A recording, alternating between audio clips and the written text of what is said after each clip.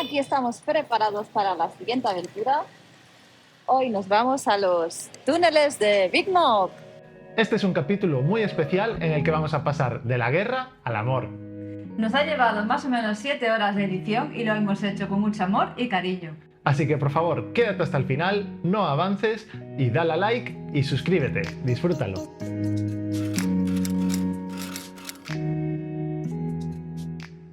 Estos túneles están situados a 100 kilómetros al norte de Hue.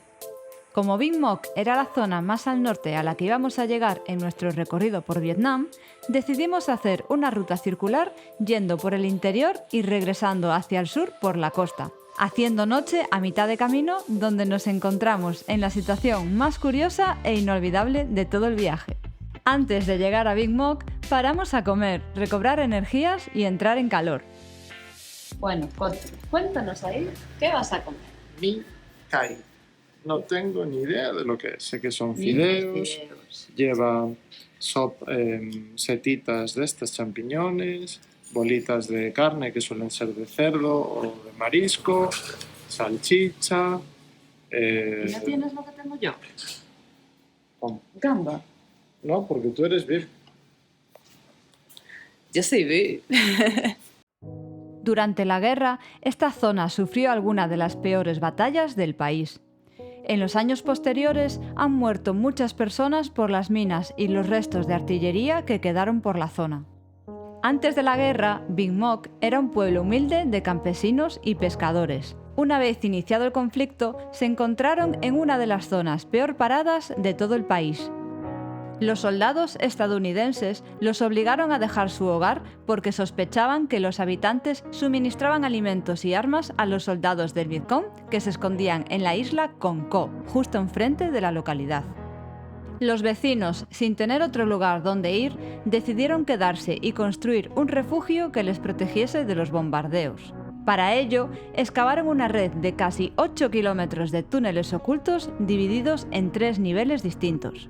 Este laberinto amparó a unas 300 personas que siguieron haciendo su vida lo más normal posible e incluso llegaron a nacer 17 niños allí abajo. Hoy estamos en los túneles de Big Mok. Esta es una zona bastante importante en lo que fue la guerra de Vietnam.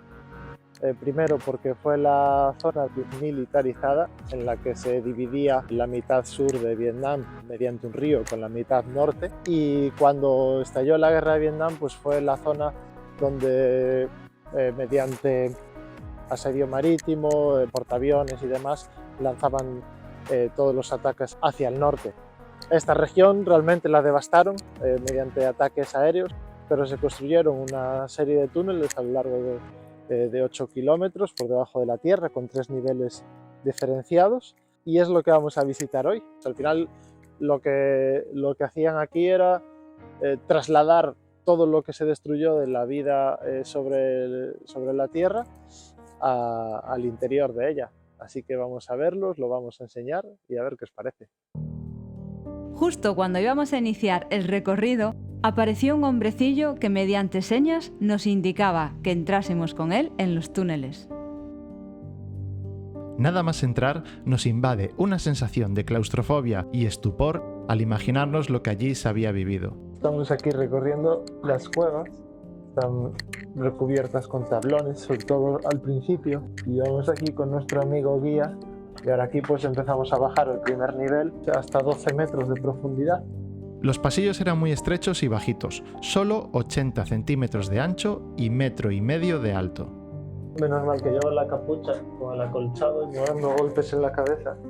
Nos costaba bastante movernos con normalidad, ya que teníamos que caminar agachados para no darnos golpetazos en la cabeza. En cambio, nuestro nuevo amigo se movía por allí como si nada. Aquí pues el primer puesto de guardia. Recorriendo el primer nivel, vimos donde los militares pasaban sus días protegiendo las entradas y organizando las estrategias de defensa. En el segundo nivel, donde habitaban los civiles, pudimos observar cómo hacían su día a día, viendo dónde dormían, comían y se reunían. Aquí ponían candelabros con luz. Incluso había una sala de maternidad. Y es que aunque en el exterior no paraban de caer bombas, la vida no se detenía. No sabemos si es verdad, pero nuestro amigo nos hizo entender que él había sido uno de los 17 niños nacidos en los túneles. Desde luego que por su edad es más que probable. Pues la sala de reuniones, pues bueno, aquí la gente se juntaba, hacían sus charlas y decidían bastantes cosas acerca de la vida en el túnel y sobre las decisiones bélicas que tendría que tomar fuera de él. Ahora estamos ya bajando al tercer nivel, es el más profundo de todo, llega hasta los 18 metros. En el tercer nivel vimos que este lo utilizaban como almacén de munición, víveres, zona de baño y aseo. Tenían el agua aquí al lado a mano y ahí se duchaban, y si te fijas, abajo tienes un riachuelo por donde se va el agua sucia. Es sorprendente ver cómo planificaron la canalización y el almacenamiento de agua. Es toda una obra de ingeniería realizada en tan solo 13 meses y con muy pocos recursos. Todo este entramado de túneles tenía 13 salidas y entradas, de las cuales 7 de ellas daban al mar. Aquí es una salida al mar. Esta es una de las salidas que utilizaban para vigilar la posición de los barcos americanos, los aviones, y también tenían puestos con artillería y pues trataban también de derribar aviones. De aquí disparaban.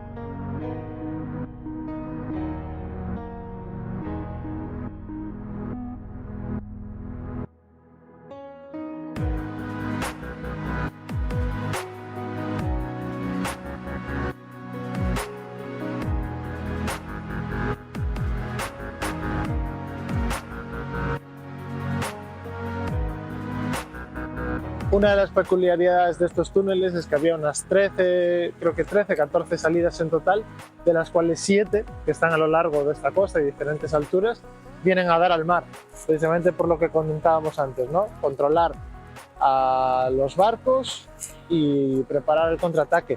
Además, también salían por mar a una isla que no se ve ahora por toda la niebla, pero enfrente hay una isla que se llama Coco o algo así. Y lo que hacían es de noche, el que le llamaban el escuadrón suicida, y se armaban con víveres, munición y demás, iban por mar para suministrarlo a esta isla que también era parte de la resistencia.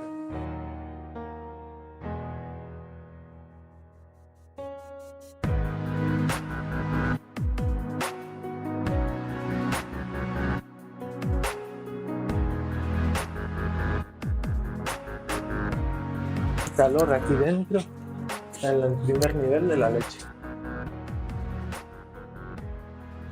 Después de hacer la visita a los túneles, la verdad es que impresiona bastante imaginarse cómo la gente pudo haber vivido bajo tierra en esas condiciones durante tanto tiempo y hacer vida cotidiana y vida normal ahí dentro. Llegaron a vivir normalmente en los túneles 300 personas, pero hubo un pico de hasta 600 personas que estaban bajo tierra.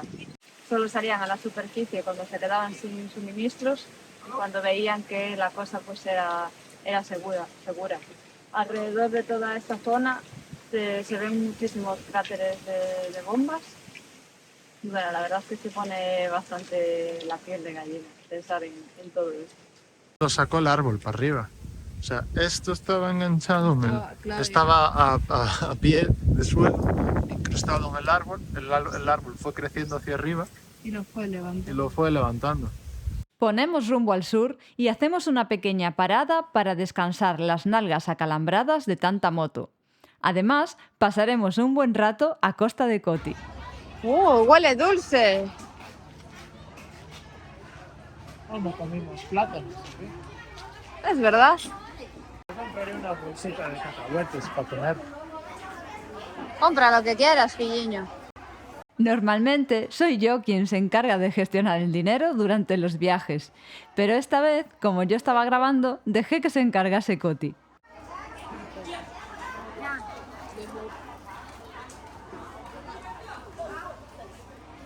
No sé qué te quiere decir. El precio no me lo está diciendo. Ah. Le está diciendo cuántos billetes le tiene que dar. ¿Cuántos? Y aquí empieza su empacho con los billetes. Ojo, porque ha dicho 4.000 y a saber lo que le ha enseñado la señora. Me cogí uno de 10. No. Me acaba de joder 50 céntimos por una bolsa de cacahuetes. No, pero dilo en dons. 12.000. Le 12.000. acaba de joder 12.000 dons, chaval. Se va a quedar pobrísimo. 50 céntimos. Como tangan a Coti.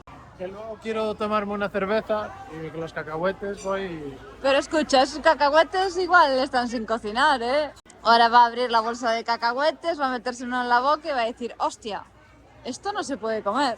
No sería la primera vez. Y como vais a comprobar ahora, así fue. ¡Qué desastre! Al fin Coti hoy se va a poder comer los cacahuetes que compró el otro día en el mercado, que yo le dije, no te fíes de que sean cacahuetes comestibles. Comestibles son, pero por la cara que pone, ¿qué le pasa a esos Un cacahuetes? poco húmedos. O sea, no están crujientes. Bueno, están buenos de sabor. Nada, tampoco. La birra sí. Los cacahuetes, no sé. Pero el pad thai que nos vamos a comer va a estar de vicio. Bueno, finiquitamos el paseillo por el pequeño mercado. Con las nalgas a punto y los cacahuetes en la mochila, continuamos hacia el sur, dirección Canduón, con la única intención de descansar paseando por la playa. Pero el destino nos tenía una sorpresa preparada. Allí viviríamos la experiencia más inesperada y divertida de nuestra vida.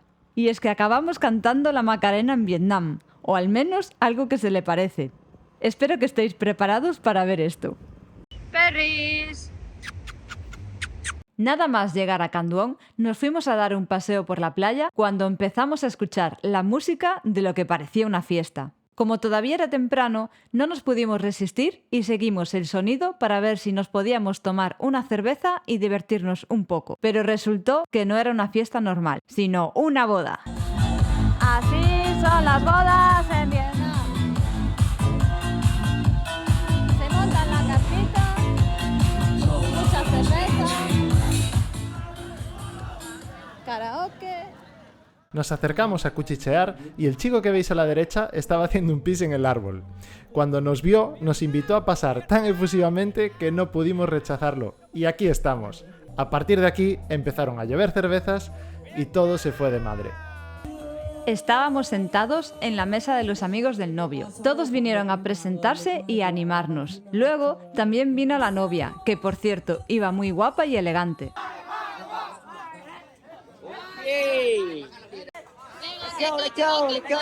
De repente, alguien tuvo la gran idea de que teníamos que subir al escenario a cantar. Madre mía, el karaoke es una de las actividades que más gustan a los vietnamitas, así que no pudimos negarnos y allá que fuimos con algo muy español, la Macarena.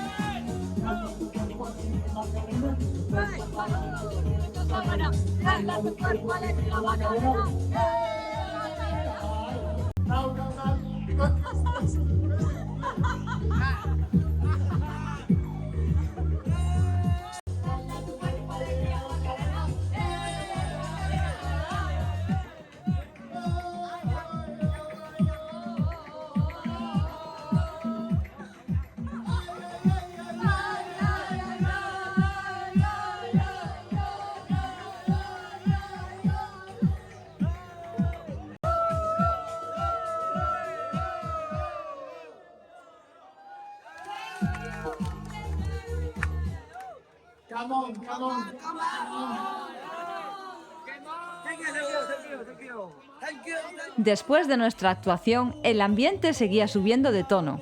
Y es que a los vietnamitas les sobra la energía y la marcha. Son unos fiesteros.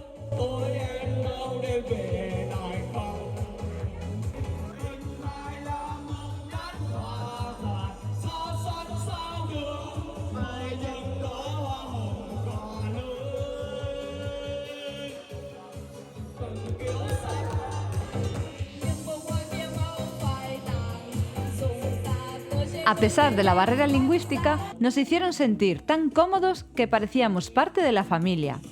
Al poco rato ya estábamos bailando con ellos como cualquier otro invitado. Llegado el momento, empezamos a despedirnos, pero aparecieron los padres de los novios y nos pidieron que nos sentáramos a beber unas cervezas con ellos. En ese momento, todos sabíamos que esto no había acabado. Lo siguiente fue el salto de Lau cantando en vietnamita con la madre y el padre de la novia. Todo un show.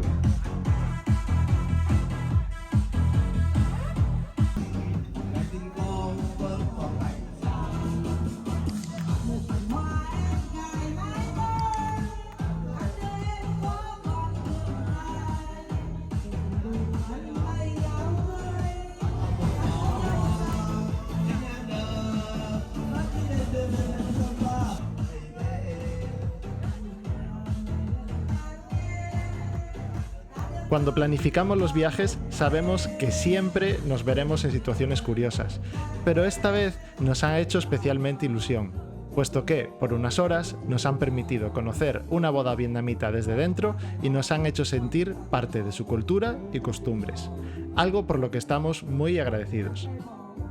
Recién salimos de la boda y la verdad es que la gente nos acogió que flipáis.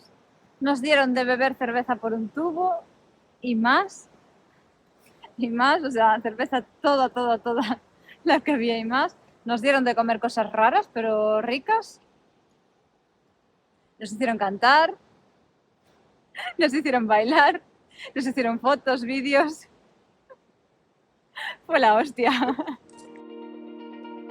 Síganos en las redes sociales. Para seguir viajando con nosotros, dale a like y suscríbete.